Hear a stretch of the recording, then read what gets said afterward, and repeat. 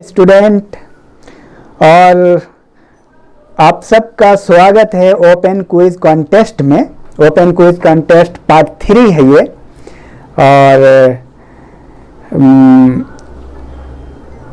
इस quiz contest को शुरू होने से पहले 1 मिनट में आपको ये बता दूं कि ये 7-8 मिनट या 10 मिनट जितने मिनट का भी होगा, उसी के दौरान आप क्वेश्चन सुनेंगे और क्वेश्चन सुनते हुए एक का आंसर लिखेंगे, 2 का आंसर लिखेंगे और लिखते क्रम में 10 मिनट में जब आप आंसर लिख चुके होंगे, उसी आंसर को आप YouTube पे लिखेंगे।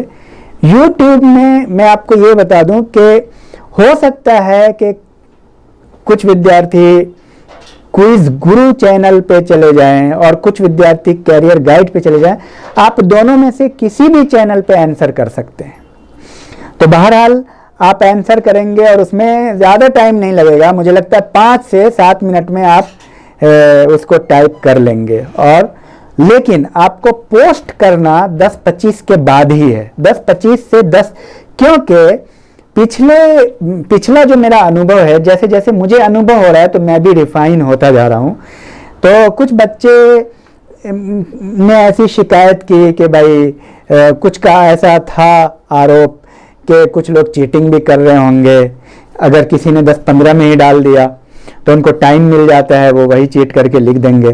तो बेहतर है कि आप 10-25 में, 10-25 के आप 25 में भी कर सकते हैं, 25 से 30 के बीच में आप लिख के पहले से रखें और 25 से 30 के बीच में आप प्रेस कर दें, आप सबमिट कर दें अपने आंसर को। तो चलिए, आप सब लोगों का फिर से वेलकम है और मैं शुरू करता हूं। पहला प्रश्न, प्रथम गोलमेज सम्मेलन के समय भारत का गवर्नर जनरल कौन था? और दूसरा सवाल, लोकसभा में अधिकतम सदस्यों की संख्या कितनी हो सकती है? और आगे बढ़ते हैं इसी क्रम में। तीसरा प्रश्न, पंचायती राज का कार्यकाल कितने वर्षों का होता है? चौथा सवाल, तुझके जहांगीरी, ये जहांगीर की आत्मकथा है, इसको पूरा किसने किया, पूर्णतः किसने लिखा?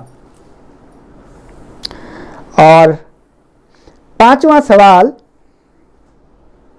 सिकंदर का जन्म किस सन में हुआ था?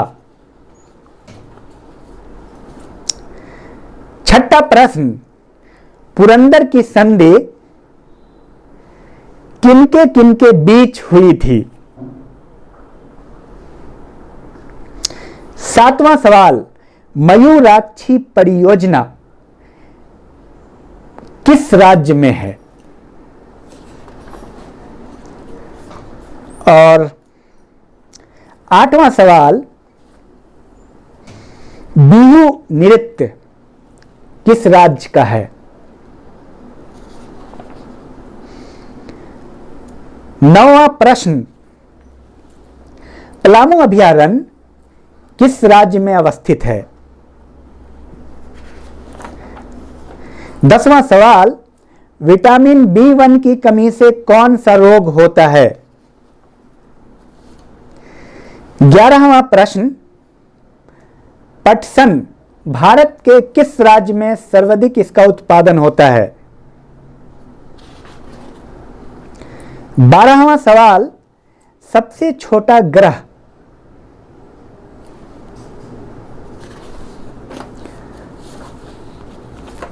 सवाल है, सबसे छोटा ग्रह कौन है? 13वां प्रश्न, मुस्लिम लीग की स्थापना कब हुई? 14वां प्रश्न, विटामिन डी का मुख्य स्रोत कौन है? 15वां प्रश्न, झंडा दिवस कब है?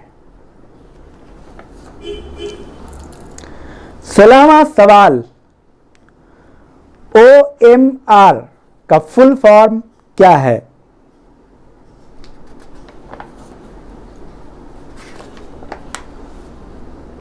सवाल नंबर 17, विटामिन B12 की कमी से होने वाले रोग का नाम लिखें। सवाल नंबर 18, कान में 3 प्रकार की हड्डियां होती हैं, उनका नाम लिखें।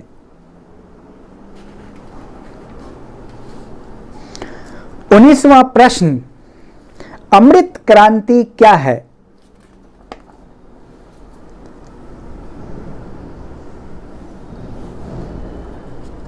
20वां प्रश्न, कॉमनवेल्थ गेम्स की शुरुआत कब हुई? 21वां सवाल, सार्क का फुल फॉर्म बताएं।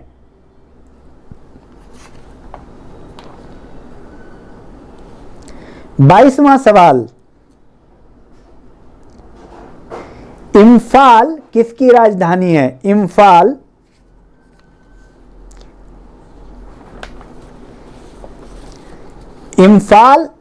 किसकी राजधानी है? 23वां प्रश्न, गांधी जी ने दांडी यात्रा की शुरुआत कब की थी? 24वां प्रश्न, नागरिक सम्मानों को रैंक के अनुसार लगाएं। मतलब सबसे पहले सबसे बड़ा सम्मान, उसके बाद उससे छोटा, उसके बाद उससे छोटा, उसके बाद उससे छोटा। 25वां प्रश्न, विश्व का सबसे बड़ा मरुस्थल। 26वां सवाल, सूर्य के किरणों की तीव्रता किस यंत्र से मापी जाती है? सूर्य के किरणों का intensity of the rays of the light of the sun would be measured by, किस यंत्र के द्वारा नापा जाता है? 27वां प्रश्न, प्लेग किस जानवर से फैलता है?